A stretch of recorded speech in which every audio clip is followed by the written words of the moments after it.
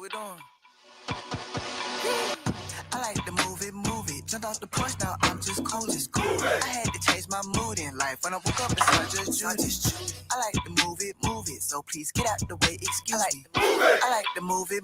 Jumped off the porch, now I'm just coming in. Hammer time number 2. What you gonna do when the tidal wave pull it with a top boom? They said prayer on the floor like it's war room. I was in the courtroom, you was in your room. Every time the police came to my door, I just shook my head, knowing we better watch a cartoon. This whole life, y'all walking around looking so crazy. I ain't even gonna laugh, I'ma talk to them.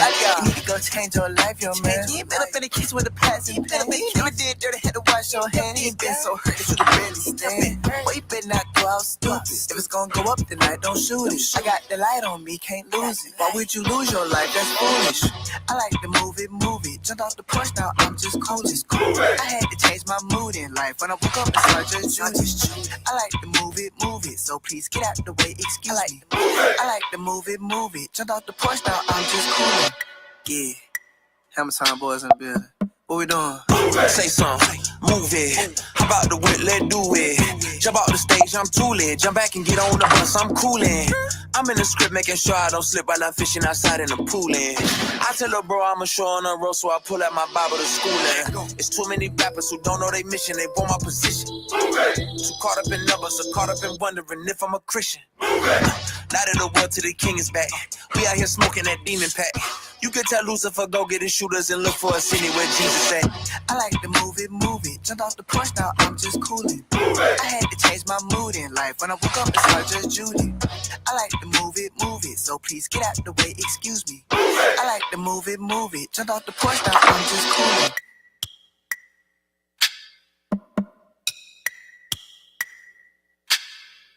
And I'm coming in.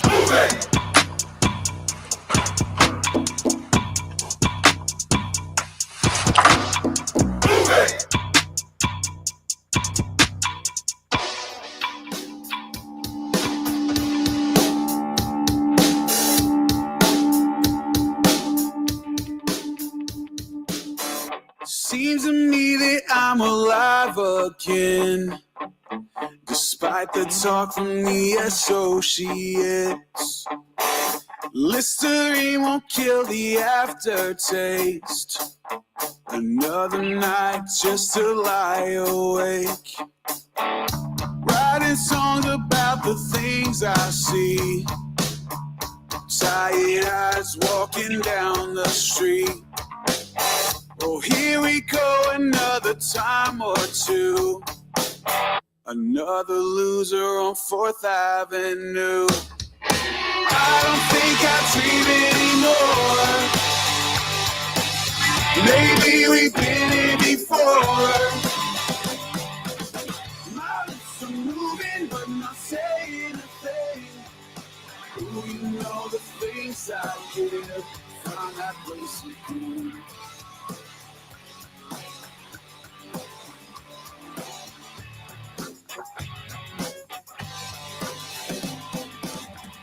West Virginia is the place to be. No one's funny, no one has to be. I get my hair cut at the barber shop. It feels okay to know what you forgot. I don't think I dream anymore. Maybe we've been here before. My lips are moving, but not saying a thing. Do you know the things Good morning. Let's live and worship together this morning.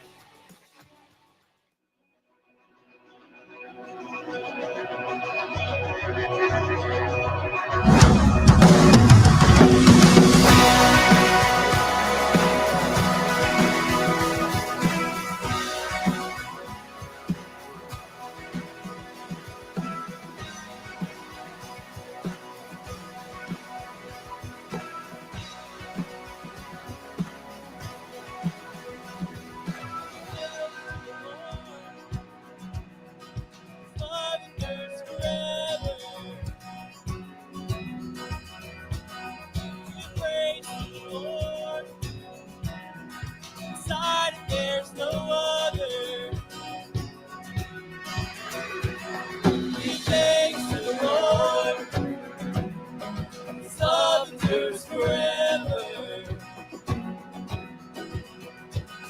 Give praise to the Lord. Beside him there's no other. Sing it out, this is the day. This is the day the Lord has made. Oh, I will rejoice and be glad in it. This is the day the Lord has made. Oh, I will rejoice and be glad in it. Because from morning to dancing, from glory to glory, this is the day the Lord has made. So what are we waiting for? La, la, la, la, la. Come on and praise the Lord. Hear the word of the Lord. It's freedom for the captive. Good news to the poor. Beauty for the ashes. So what are we waiting for? What are we waiting for? This is the day the Lord has made. Oh, I will rejoice and be glad in it. This is the day the Lord has made.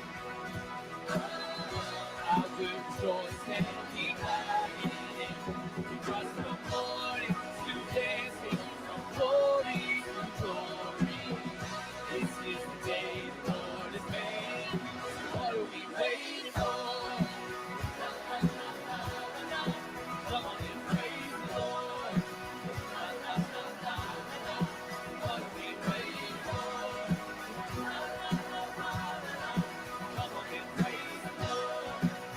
Oh, praise the Lord.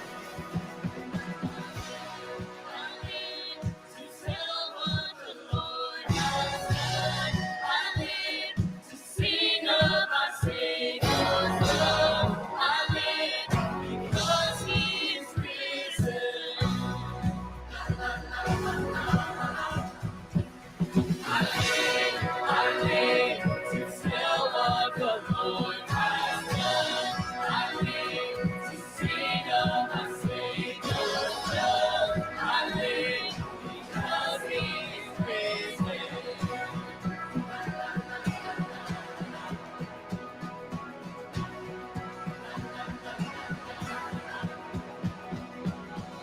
This is the day the Lord has made. I will rejoice and be glad in it. This is the day the Lord has made. Oh, I will rejoice and be glad in it. This is the day the Lord has made. Oh, I will rejoice and be glad in it. Because from morning to dancing, from glory to glory, from glory to dancing, from glory to glory, from glory to dancing, from glory to glory. This is the day the Lord has made. What are we waiting for? Come on and praise the Lord. What are we waiting for? Come on and praise the Lord. Oh, praise the Lord.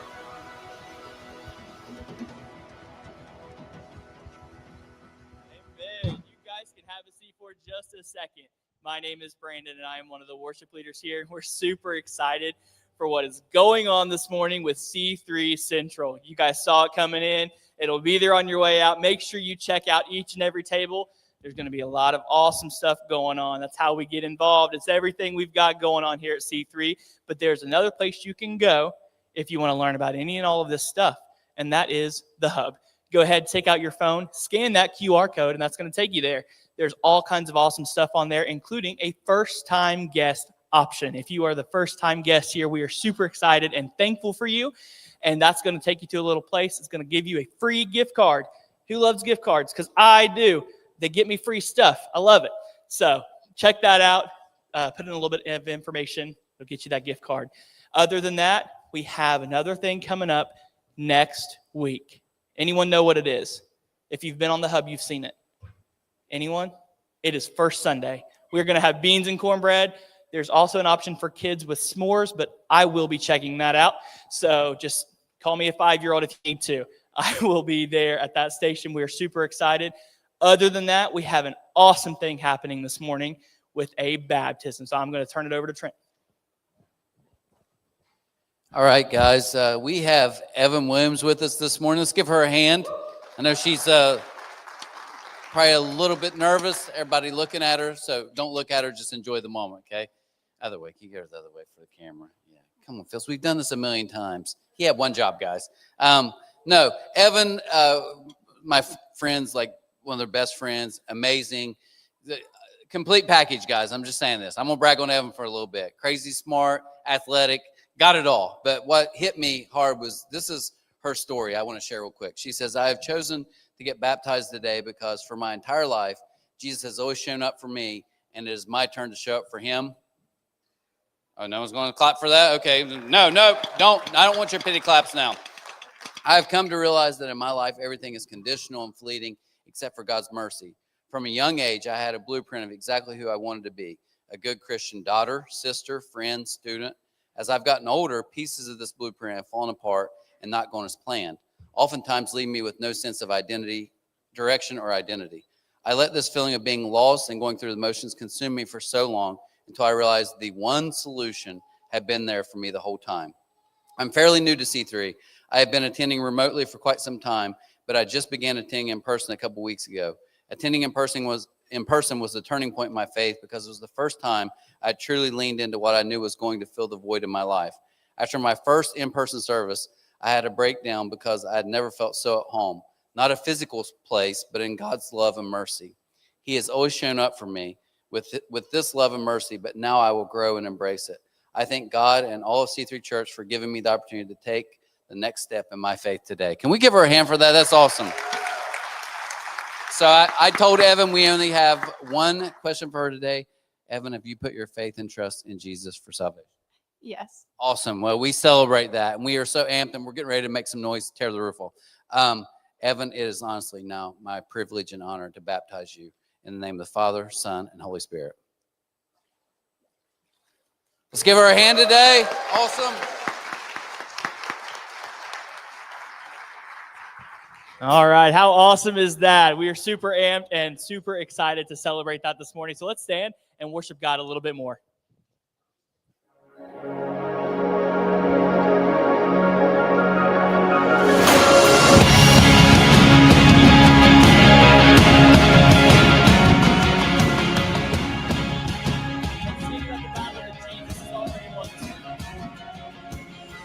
When all I see is the battle, you see my victory.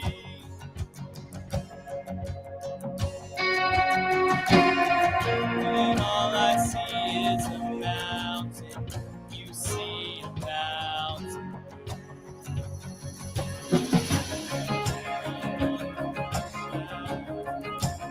Your love surrounds me.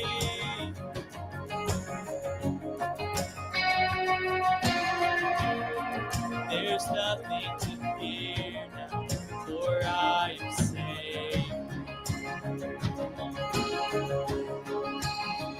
So when I'll fight on my knees, with my hands lifted high. Oh God, the battle belongs to you, and every tear I lay at your feet, I'll sing through the night. Oh God, the battle belongs to you.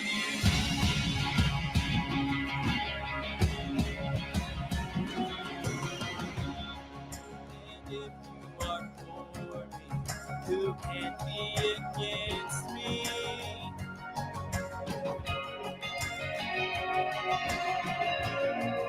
For Jesus, there's nothing impossible.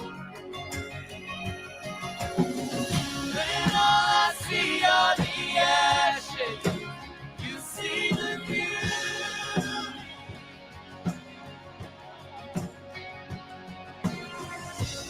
all I see is the cross, not to see the empty tomb. So when I fight, I'll fight on my knees, with my hands lifted high. Oh God, the battle belongs to you. Every fear I lay at your feet, I'll sing through the night. Oh God, the battle belongs to you.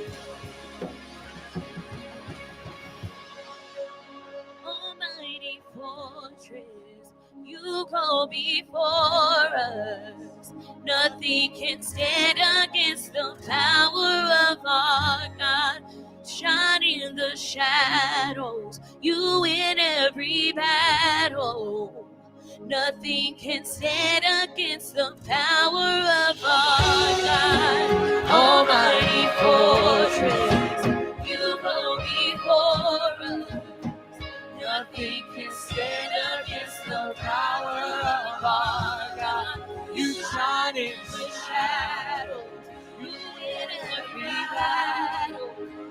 Nothing can stand against the power of our God. And Almighty fortress, you go before us. Nothing can stand against the power of our God. You shine in the shadows, you win every battle. Nothing can stand against the power of our God. So when I fight, I'll fight on my knees, with my hands lifted high. Oh God, the battle belongs to you. Every fear I lay at your feet, I'll sing through the night. Oh God, the battle belongs to you. Oh God, the battle belongs to you.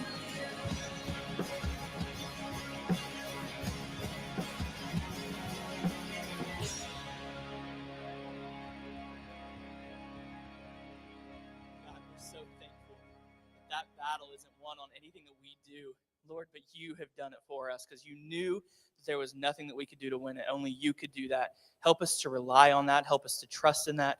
Help us to remember your peace through that situation, Lord.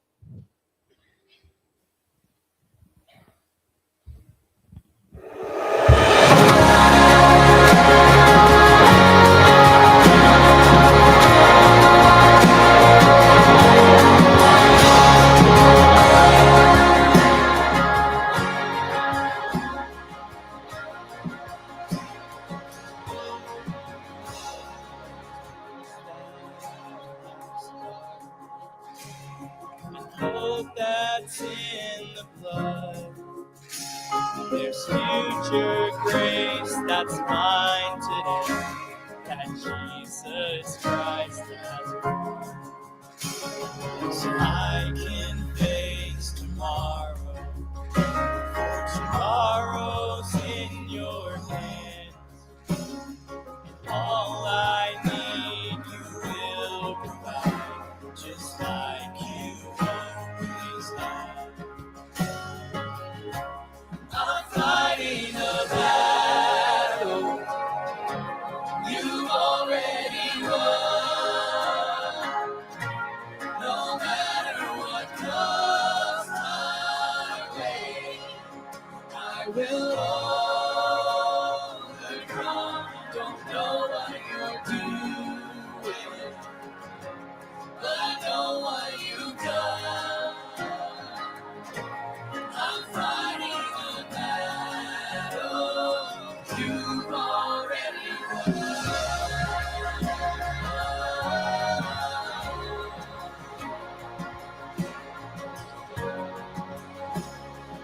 Mercy in the waiting, and manna for today. And when it's come, I know you're not. You are my hope and stay. When the sea is raging Your spirit is my help. He'll fix my eyes on Jesus Christ. I'll say that it is well. Oh, I know that it is well. I'm fighting the battle. You've already won. No matter what comes my way, I will overcome. Don't know what you're doing, but I know what you've done. I'm fighting the battle you've already won.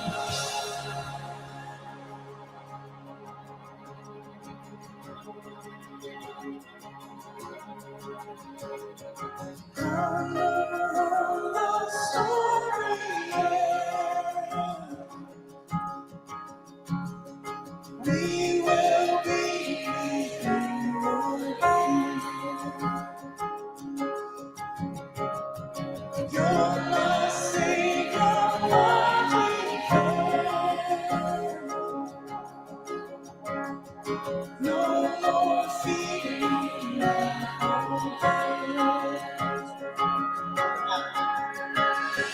I know how the story ends. We will be with you again. You're my Savior, my defense. No more fear in life or death. I know how the story ends. We will be with you again.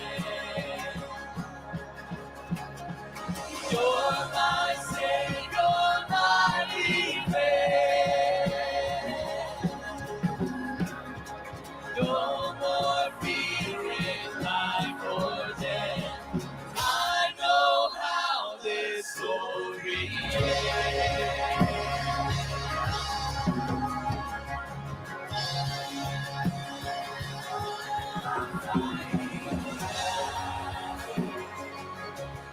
You've already won. No matter what comes my way, I will overcome. Don't know what you're doing, but I know what you've done. I'm fighting the battle you've already won. I'm fighting the battle you've already won.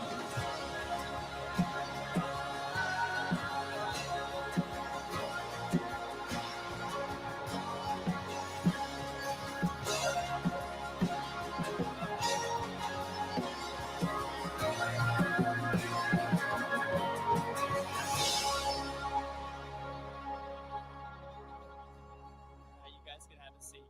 Hey, I'm Alan Brown. I'm part of the worship team, and I've been coming to C3 since about 2015 or 2016.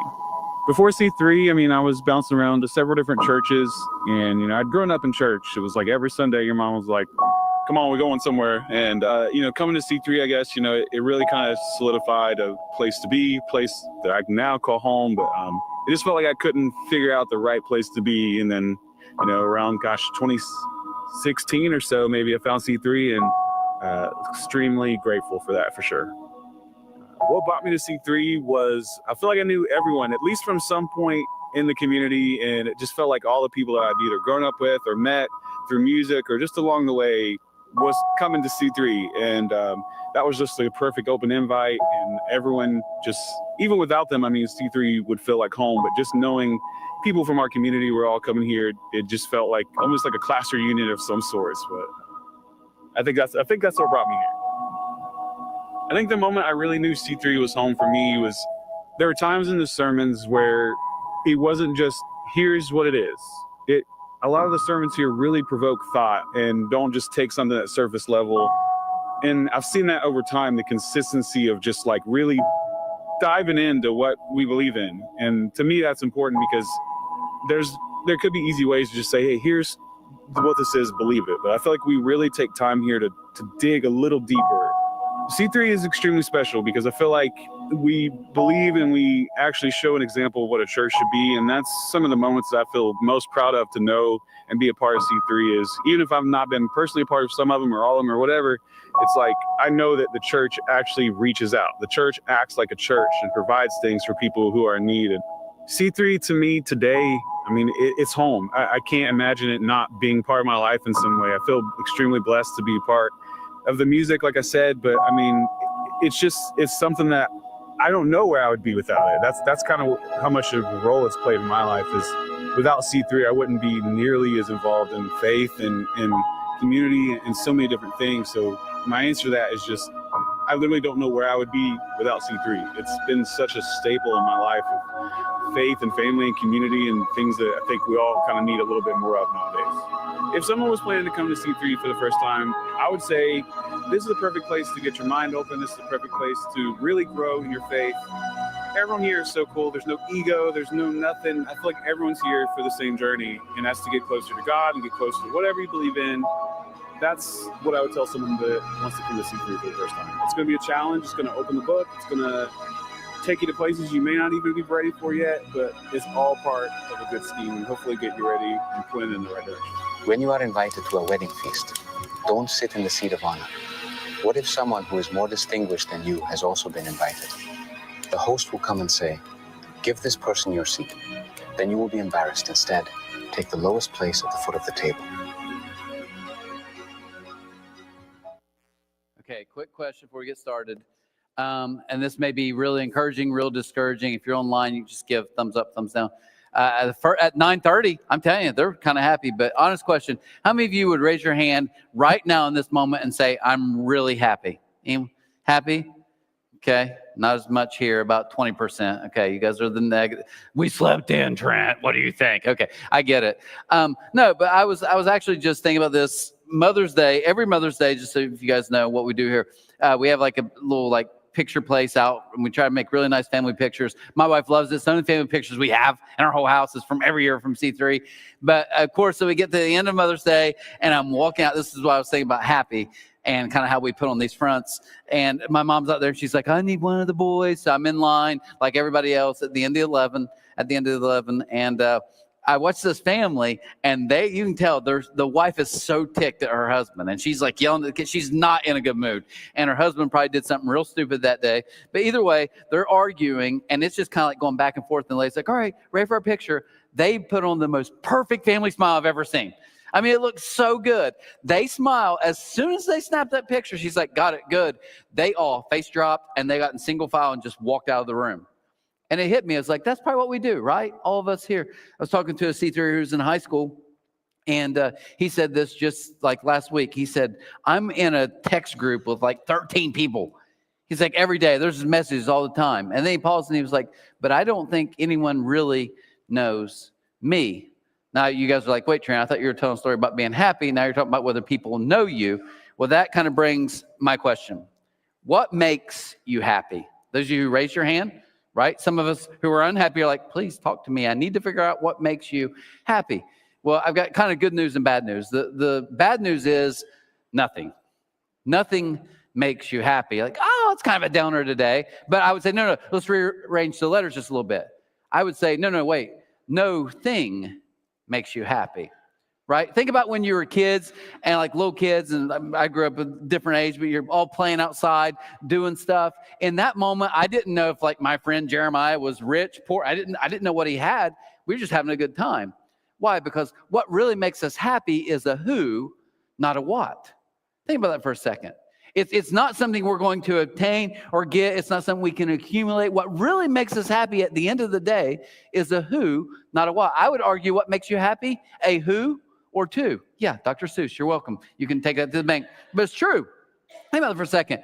I think about in your happiest moments. Think about when you're sitting around at a campfire, or those moments when you're holding your kid when they're like those little moments. It's like it was always a who that made me happy, not a what. So for C3, let me just kind of tell you, C3 Central, everything going on. About 13 years ago, we were in a meeting and we were talking about, we're short on volunteers, we need help. I know you're like, here it goes, but hear me out. Like all this stuff, and then I'm listening to our kids director and like, hey, we need and we do, and we still do. That's just the nature of the game. But here's what I'm saying. They're all giving their spills about what they need and how can I help them and do this. And I said, guys, 13 years ago, I said, here's the only thing I'm going to say. We have a choice to make right now. We can this can be the direction of C3, since I'm part of a leadership team that kind of helps decide that. I said, we can either do one of two things. We can either say, we are going to use people to grow and build C3, or we're going to use C3 to grow and build people. And I said, that may look completely the same on the outside, but on the inside, we know what we're doing. And I say that to you guys because I know when it's all said and done, we live in a world where, man, just like I said, that picture, you can look so full, but yet be so empty. That picture, so we hand them out the following week, and I was going through them, and I literally found that one, and I kind of laughed a little bit, because I thought, I know for a fact, and that might have just been a bad day, I get it, but they're going to hang that picture on their wall or on the mantle or something, and it's going to be, look at that. We would look at them and be, I wish I was like that family, right? They were miserable. Why? Because we can have lives that look full, yet are incredibly empty. Now my age and older, we're kind of social media, we get that stuff, but I think of my kids. Like, it really makes me sad when I think about my kids literally live in a world where you can have thousands of followers, 0 friends. You can have literally 1,000 likes on something you did, but feel 0 love, right? You can look, and all of us, we know we do this. We post something about our kids or something. You wait, who commented? Right? Aaron said that a few weeks back. Who did the comment? You're looking for comments, you know? And I thought about that. You can have literally comments, but 0 conversations, right? We live in that world. I get it. I get how that works. Well, here, C3, hopefully you saw the sign when you come out. We have our 6 core values on the wall out there. We did take time. We wanted to base that on stories from Jesus, not some cool slogan or anything else. But with that, we said our purpose is to help you find your purpose. Our purpose is to help you find your purpose. That's what we're here for. And so what we did with that kind of concept is we said, let's go through and think about what's Jesus ultimately want for us. John 10:10 is one of my favorites. But Jesus said this. He said, the thief's purpose is to steal, kill, and destroy. Right? He wants to steal your joy. He wants to literally kill the contentment you have in your life. He wants to take your life. And he says, my purpose is to give them a rich and satisfying life. So just so you know what the story's all about, we want to hear stories from C3ers and kind of their journey. Baptism Day, wasn't that just awesome? I mean, amazing. Love that. So proud of Evan for doing that. But hear me for just a second. When I was in college, and I'm not trying to flex because I know some smart people in this room, but I started out pre-med, obviously didn't make it. So then I switched to being a chemistry and a physics major. And again, I'm not flexing, kind of a little bit. Well, anyways, no. But seriously, I only got 1 C in all of college. Had all those classes. 1 C in all of college. You know what it was? Public speaking. I'm not making that up. If I'm lying, I'm dying, right? Literally. Like, it was, and some of you are like, what makes me sad is like 4 people laughed. That means the rest of you are like, oh, we see it, bud. We see it. Like, that professor was very wise. It should have been. But here's the thing about that. So I know my role, got to talk a lot. So this last year for vacation, I went and Googled. I'm like, you know what? Like, you can always get better, improve the craft. You know, and for me, I need to get obviously a lot better. So I was like, I found like these 3 books on like public speaking, presentation, people who do it well. Why are TED Talks so good? I'm like, you know, you can always learn. So I'm like, I'm looking at this, figuring it all out. I get the first book. I get about halfway in, and I'm like, I do none of this. Like, if these are great communicators, I do none of this. So I'm kind of discouraged on the beach, my Kindle. So I get the second book, and I'm like, hope it's different. No lie, guys. I don't do any of that. Again, you guys aren't laughing because, like, Trent, we know. You're stating the obvious. We know you don't do that. I opened the 3rd book, first paragraph, and I'm just like, no, I'm out. So discouraged. So I'm driving with my wife, and I'm literally telling her, I'm like, I don't think I even am, like, I don't think I do anything right. You know, you always tell your wife when you're struggling because she's like, baby, you do it right. You know, she's like being all encouraging. But I remember in college, in my public speaking class, he said this. He was like, basically, it's like all of education. What I want you to do is tell someone what you're going to say, then say it, and then remind them of what you said. Right? And I think we'll hear like, yeah, that's the way you teach. Okay. But I would argue, would anyone ever watch a movie like that? Do you imagine going to the theater like, this is going to be a great, it's a psychological thriller. I can't wait. And you turn it on and a narrator comes on, the screen's black, and he says, Bob is going to kill his wife, Janet. And after he kills her, he's going to frame the neighbor because he ultimately wants to sleep with the neighbor and they want to get married. So once he realizes she's gone, and once he remarries this new lady, and Jeff's in prison, then they get to live happily ever after. But then they don't, because a new twist, right? You watch all that, and then it's like, and here's the movie. Everyone that's in here would be like, I'm not watching that, right? You already told me everything. That's why I think it's so genius what Jesus did. Jesus told these stories because he knew stories could penetrate our hearts way deeper than just me giving you facts. So that's why we want to base our 6 core values. This week is we are servants. Don't miss your people. Last week we talked about we are family. Don't miss your party. And we talked about how God literally does, like he's throwing parties all the time. I know some of us like, I don't believe in a God of parties. Give me the Old. I get it. I get the Old Testament. I get this stuff. But now because of what Jesus has done, Jesus said, no, I want to explain to you a Father who loves you unconditionally. So just a couple of quick thoughts this morning. I'll get you guys out of here. What if it's not your life that's broken, but your connections? And that's why you're unhappy. What if ultimately a lot of your unhappiness isn't that your life is broken, and it's not even that you want more for life? I'm all for that, wanting more in life. Jesus said, I came to give you a more full and abundant life, more fulfilling, satisfying. He's all for that. What if we're maybe just looking in the wrong places? And I don't want to embarrass her. I've said enough, and she said, but when Evan sent me even her paper this week, I kept looking back, and that first paragraph, I read it a lot, because I think, and this would mortify her, but I think we're similar in a lot of ways. And I know she's like, oh, this what turned into the best day is now the worst day. But in all honesty, because I get it, I do. I think for me, it's like, man, grind, get better. Here's where I'm going this way. And I'm all for all that stuff, for all of you. Do that. Be you, boo. I love it. Seriously. But here's what I've learned in my life. What do you do when you get there? And you're like, is this it? What do you do when you don't get there and you keep climbing, and you finally arrive? I heard a guy say once, and I love the phrase, he said, what do you do when you finally climb to the top of your ladder and realize it's on the wrong house? Right? So as I was reading her stuff, I was like, I get that. I get that. Some of you in here, maybe we're missing connections because we're chasing the wrong things. I don't want you to miss out on those things. Now, just to give you kind of, Jesus is going to tell, he's going to see something happen, what we're going to read in Luke 14 today. He's going to see something happen. He's going to make a comment about it and give like a little zinger that's very good, awesome. And then after that, he's going to go into a story. Now, as I get into this, I think you're going to see, wait a minute. It's almost like he shifts gears and talks about something completely different. My argument this morning is going to be, I think all of this, hopefully when I say all this mumbo jumbo at the end, we bring it together and like, oh, okay, I kind of get it now. Okay, so that's basically what we want to see. Now, here's the thought. Even if you're not a church person, you're like, Trent, I don't believe in this. You're watching online, you turned on, like, nonsense. Maybe you're here this morning, someone brought you, you're like, I don't believe in it. I get it. But even if you take all the Bible aside and just look at scientific studies, go and Google it today. Google me, you'll find it. There are so many studies on when people serve, when people volunteer. There's one big study in Australia not too long ago, and they said, man, the quality of life, these people are so much healthier.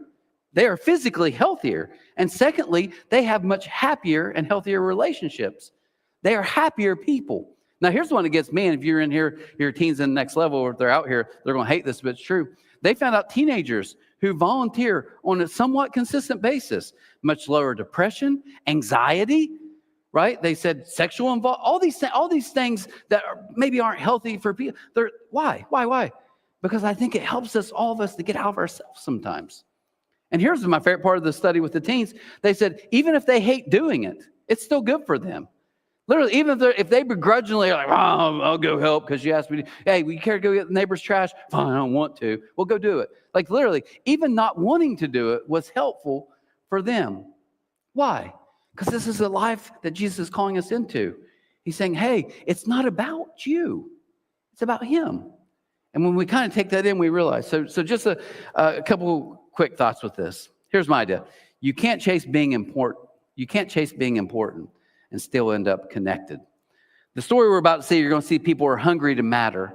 And Jesus is going to teach them. He's going to say, hey, when you chase visibility, you might miss what's valuable.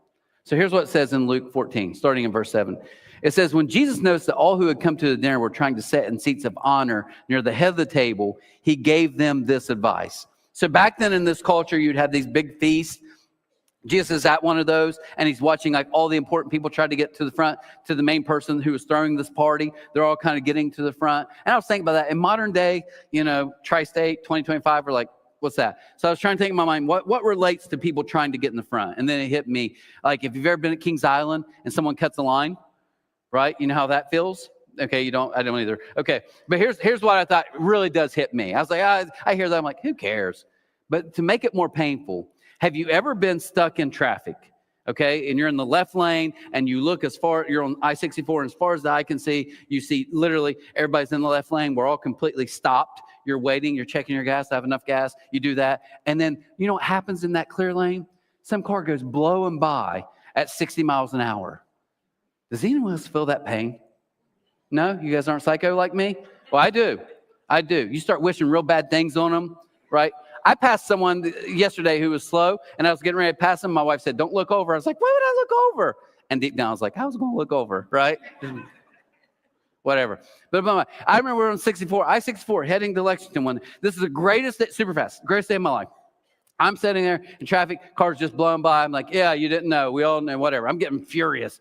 Well, there's like this big black truck, like 4 cars in front of me. All of a sudden, I guess he got tired of it. He pulls out in the other lane and gets like all the way over on outside of the lane. Well, he makes a really narrow spot. These cars are just zipping by, honking their horn. I was like, someone's going to die here. The next car behind them goes right behind him. And then the third car, they built a wall on the interstate where people couldn't pass. It's the greatest day of my life. And I have 2 children who are here right now.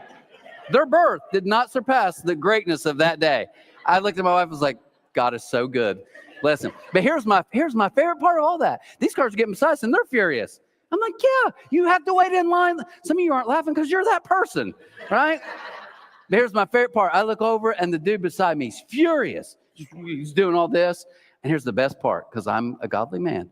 Finally, we start moving. You know, you zipper in. I let him go in front of me. No, I did not. I just completely looked straight ahead. He's honking his horn. I don't hear nothing, right?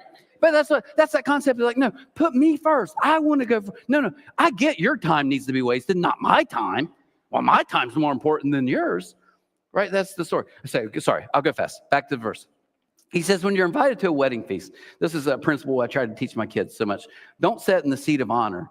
What if someone who is more distinguished than you has also been invited? The host will come when you try to get to the front and say, give this person your seat. Then you'll be embarrassed, and you'll have to take whatever seat is left at the foot of the table. Instead, take the lowest place at the foot of the table. Then when your host sees you, he will come and say, friend, Hoppy, what are you doing back? Get up here, buddy. We're pals, right? He says he'll literally see you in the back and say, I have a better place for you. Then you'll be honored in front of all the other guests. For those who exalt themselves will be humbled, and those who humble themselves will be exalted. Jesus is showing us kind of a principle here that when you constantly look out for yourself, you may end up by yourself. Okay? When you're constantly looking out for number one, there may only be one. Right? Because we lose connection when we're constantly fighting to get what we want.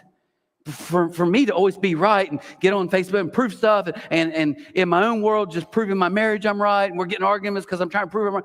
When I'm doing that, I'm always losing connection. So here's what happens. Jesus literally says this, and in the middle of that, a random guy, it would probably been me in the moment, would have been, can't wait for God's party in heaven for the kingdom. Basically, that's what the guy says. He says that, and he's like, it's going to be great one day when there's literally the feast, the kingdom, or the heaven party. That's his phrase. Your excuse is deleting a relationship you'll wish you had. When my son, first year T-ball Reds, And I decided to help coach, and just assistant coach. And I'll never forget this moment. This kind of helps me. We're literally going to the very first practice. So like a Tuesday night, I'm here at the building, and someone calls me, and his practice was at 6. My wife's going to take him. He's amped for it. Can't wait. They call me, and it's like devastation. Like literally, our family's falling apart. We just found out this, he's leaving, blah, blah, can you meet? I literally, being very nice, said yes. It's got to be at practice at 6. It's 4:30. They're like, we can be there in 15 minutes. So they get there, 4:45. Telling me their stuff going on. And it's bad. And I'm trying to help. And I look down my watch, and I'm like, okay, now it's like 5 till.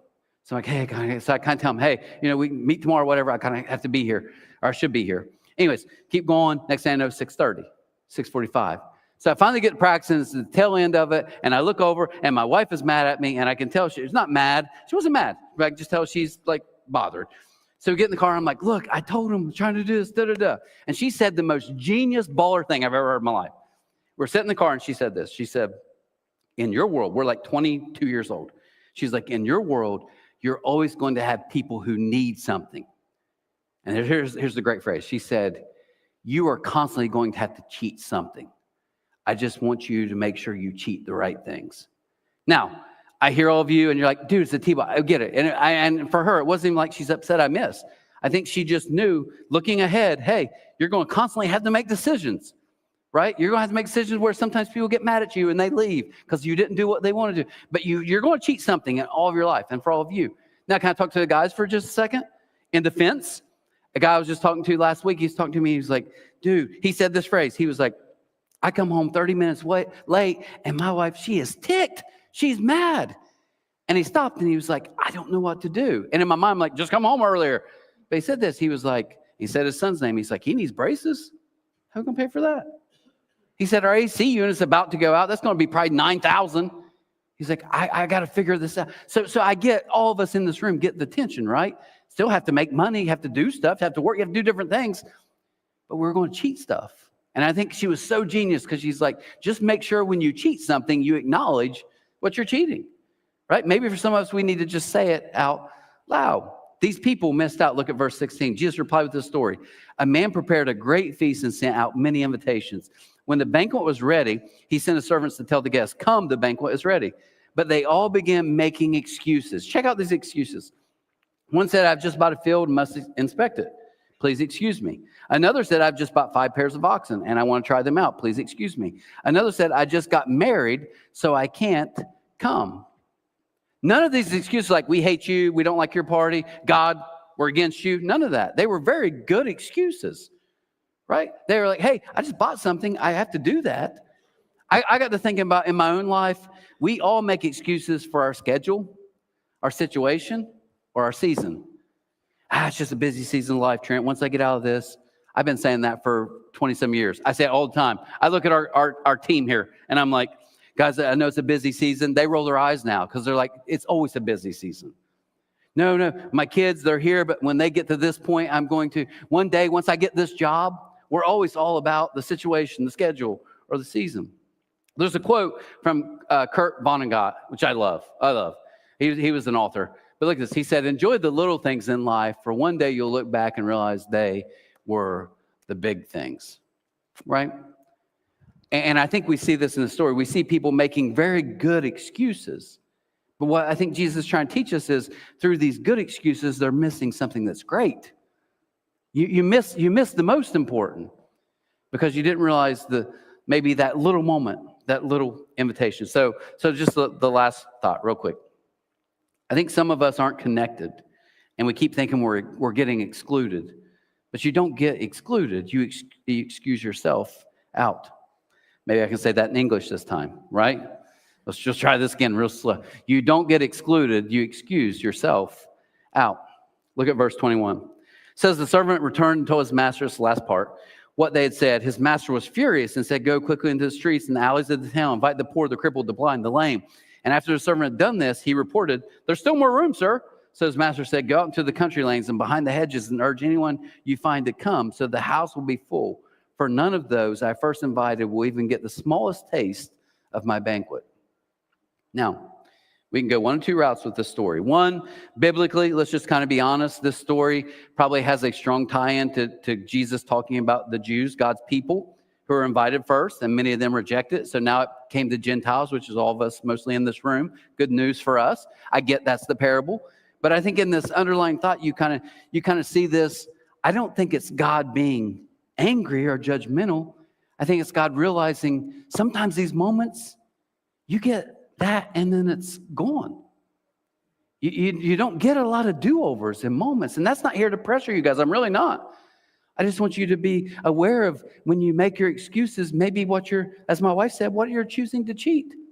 Maybe for once in your life, just stop back and think about that. Now, my dad won't hear this. He's out front and he just drinks coffee and he never comes in. So I can say whatever I want about him. This is awesome. My parents, I make fun of them. I mean, not make fun. I give them a hard time, tell stories about them. But my parents, truly, honestly, when I think about their life and what they've done, very amazing. And they're street smart people. They're good. I love them. I would not wish any other parents in my whole life. So I mean that. I do. My mom and dad, I pick on them a lot. But I remember I'm like 16 years old, 16, 17. And I think my brother got engaged. And it was Christmas Eve in our house. We were way bigger Christmas Eve people than Christmas Day. And I'll never forget, we're at the house, and just to put this in context, my dad's like old school, okay? What I mean by that, my dad's never be like, hey, Bubby, proud of you, how you doing? I mean, it was just like, come on, man, come on. No, hey, no one's feeling sorry for you. Like that was like, old school, I get it, love it. We went to a soccer game just 2 weeks ago, and we went for some family of my wife's. And they're running off at halftime. When they're running off, I kid you not, great family. The dad stands up and he does this. He holds his hands up and he says, he has two boys playing. I'm so proud of you. And they're running off and they're like, thanks, Dad. Right? I'm not making this up. They're wonderful people. The wife then stands up and she's clapped like almost teary-eyed, like, we are so proud of you guys. We love you. And those kids are like, and they jog in. And I thought, my dad's only told me he's proud. My dad's only told me twice he's proud of me. My whole life. Now, before you get sad, I could bring him on stage and he'd be like, do more for me to be proud of you, right? You've only done two things in your life. I get it. Anyways, we're Christmas. And my dad, our routine, we stay up later than everybody else. So it's like 11:40 at night. Everybody's doing their thing, going to bed. And, I'm like literally in high school. And I'm sitting, he'd always sit on the couch right here. And I'm sitting on this chair.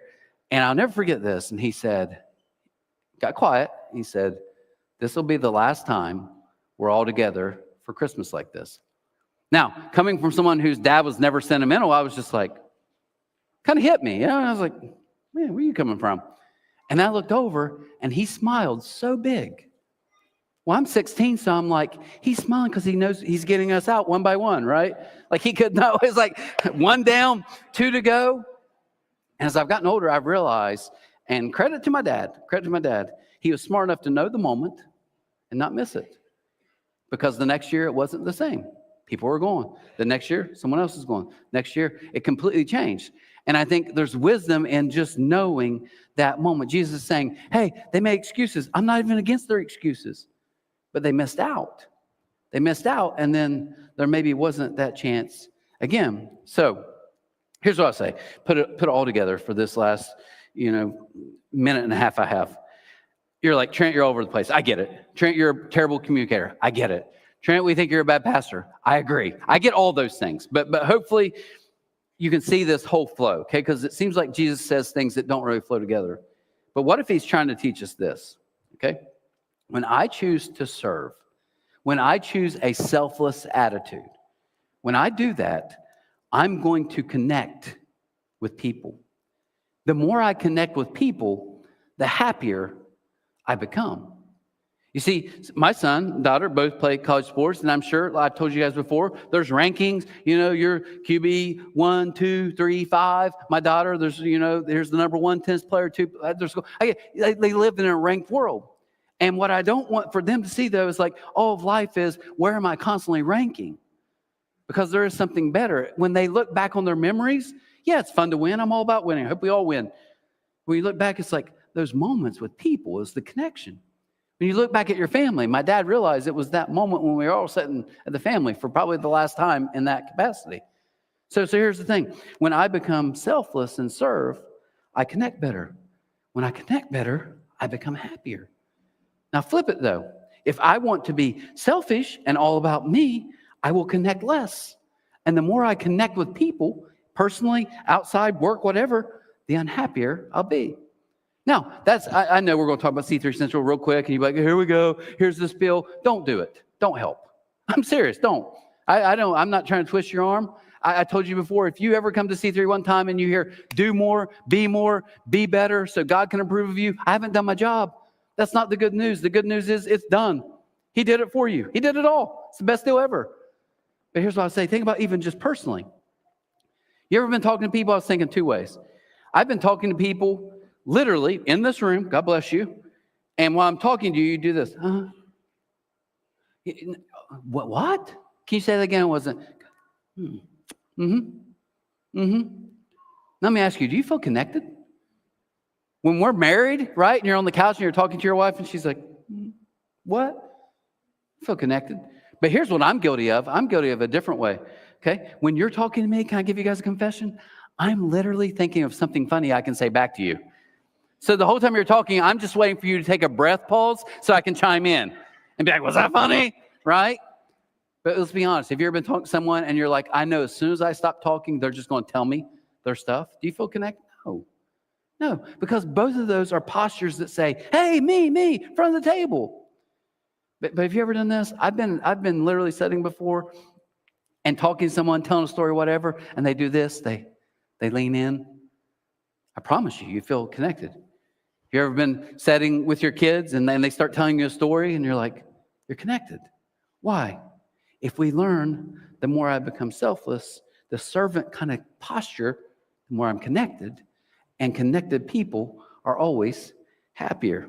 So here's what I want you to hear. My job, I probably shouldn't say this word in church. Who cares? I don't care. My job is not awful. I'm thankful for it, but it sucks sometimes.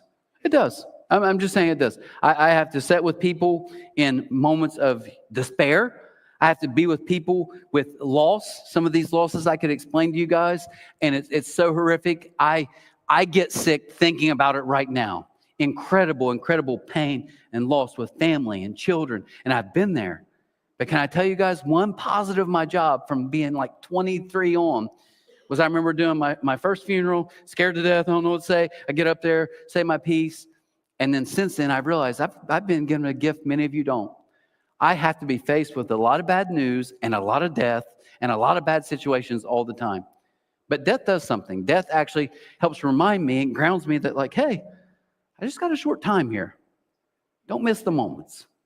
Because I can tell you this. I've been sitting in rooms in hospitals with people, and they're like, hey, a couple hours, maybe a day, we don't know. Come in, and you sit down and talk with them. And you know what I've never seen? Hey, they start, their breathing changes, and they start, hey, come here. Could you get a picture of my house? I just want to look at it one more time. Never had that. I've never had someone say, can you get the car freshener out of my car? I love it. I just want to smell it one more time. They don't. You know what they do? Hey, they want people. They want their closest people there. I've also been part of end of lives and watch young people hang over a casket, just losing their mind and saying things like, if I could have just told you, if I could have just said. So maybe God is not being mean or angry. He's just saying, this is how time works. So what I want to challenge you guys today is this. Realize we are family. We are family. Don't miss your party. God threw another feast. You're going to see this theme repeated through a lot of his stories. God threw another feast, another party, because he loves you that much. You're the kid. He puts literally your pictures on his fridge. That's the picture Jesus gave us of God the Father. But I'll say this too. We're also designed to be outside of ourselves. We are designed to serve. If you want to find happiness, you want to find fulfillment, connection, you'll do it because that's how you're designed. Now, we can all do life our way, and God will allow you to do that. But I'm just telling you, at the end, you may step back and say, I don't feel connected. And even more importantly, I don't feel happy, Trent. And I think God would say, because you weren't designed that way. We are servants. What's that mean? Don't miss your people. So maybe you're a first-time guest. You don't need to do this. Put your head down and get out of here. I respect that. You've been here a couple weeks. Put your head down and get out of here. I mean that. But some of you here, some of you have great connections. I'm thankful for that. Some of you don't, though. And I would just say this. I found in our place, and it doesn't have to be serving here, but I found people who are doing stuff together, they get connected. And it happens a lot through serving. That's what we want to do. We want to show you all the things we do around here. We'd love for you to be part of something that I was going to say tickles your fancy. That sounds so inappropriate, even though I don't think it's wrong. If it's wrong, email me. I don't know. But find something that you like. Go with. I get that. But here's what I'd say as we close. I'll pray.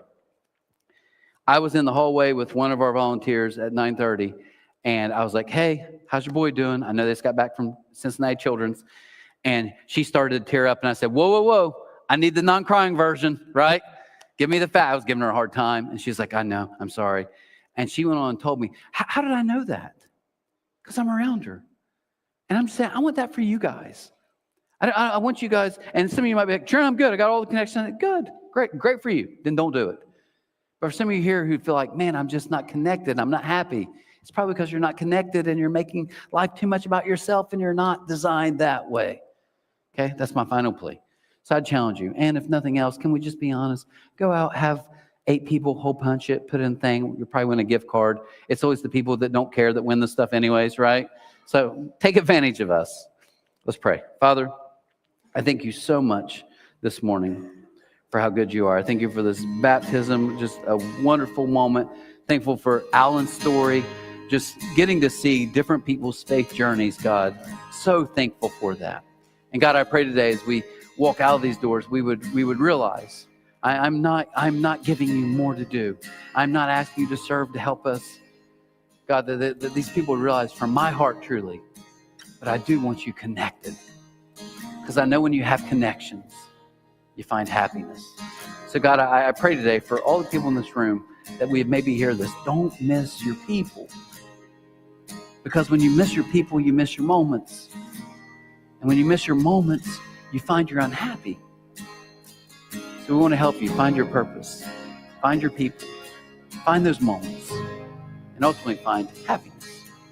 Jesus, we thank you today, as we said, this is not a do more, be more, get more. You've done it all for us. You literally not only paid the price, but you say, now let me guide you. Let me live in you. Walk with me. It's an easy way. It's an easy way. So Jesus, I pray that as we walk out these doors, we would be good news to those around us. That we would love as you've already loved us.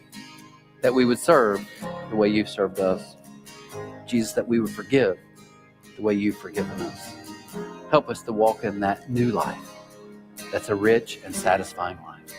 We ask this in your name, and amen. Love to see you guys back next week, week 3, and beans and cornbread for Sunday. Take care.